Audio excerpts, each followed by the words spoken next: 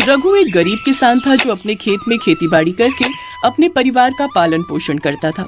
उसके परिवार में उसकी पत्नी सपना और 5 साल की बेटी अंजू थी। सपना दूसरी बार गर्भवती थी। एक रोज सपना, मैं खेतों में काम करने जा रहा हूँ। इस बार हमारी सब्जियाँ बहुत अच्छी हुई हैं। अभी खेत में थोड़ा काम बाकी है, मैं खेत होकर आता हूँ। अच्छा अंजू बिटिया, तुम माँ और अपना ख्याल रखना, ठीक है? हाँ, ये तो सबका ध्यान रखेगी। अब आपके जाते ही इसकी उधमबाजी शुरू हो जाएगी और सारा दिन मुझे परेशान करेगी, शैतान कहीं की। ये सुनकर सभी हंसने लगते हैं। ऐसे ही हंसी खुशी में उनके दिन गुजर रहे थे, लेकिन उनकी ये खुशियाँ कुछ ही दिनों की थी। एक रोज बहुत तेज बारिश होती है और अगले 4 दिन तक वो थमने का नाम नहीं लेती। लगातार बारिश हो रही है सपना। इतना पानी खेतों के लिए सही नहीं है। न जाने अब खेतों का क्या ही हाल होगा। रघु का डर सही था। ज्यादा बारिश के कारण उसके खेत में पानी खड़ा हो जाता है, जिससे उसके खेत में लगी सारी सब्जियां खराब हो जाती हैं। 4 दिन बाद जब बारिश थमती है तो रघु अपने खेतों पर जाता है। वहाँ का हाल देखकर वो घबरा जाता है। रघु रोता हुआ घर चला जाता है और सपना को सारी बात बताता है। कोई बात नहीं जी, एक दिन सब ठीक हो जाएगा। आप बैठिए, मैं खाना लगा देती हूँ।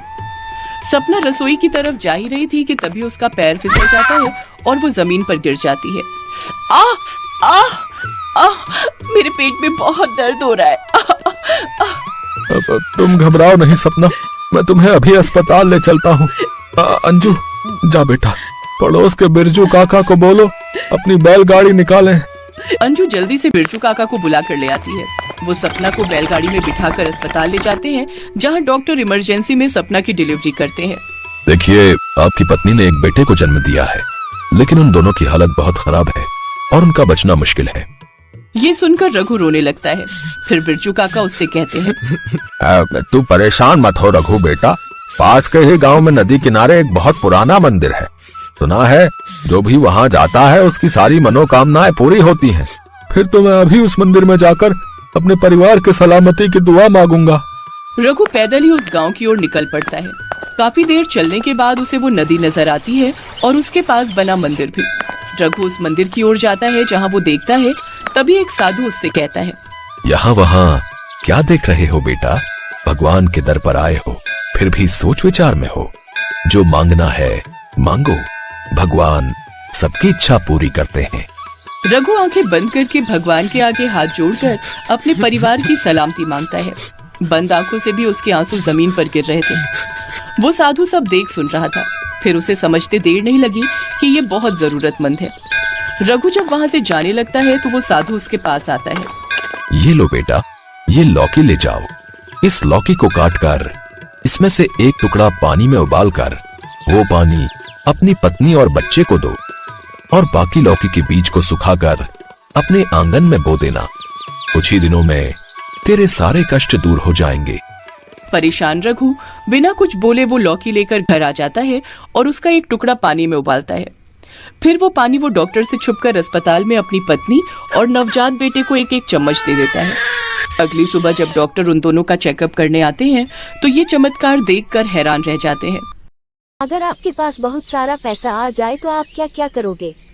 इस छोटी सी कहानी के माध्यम से आज हम यही सीखने वाले हैं। तो चलिए आपका ज्यादा समय न लेते हुए इसे शुरू करते हैं।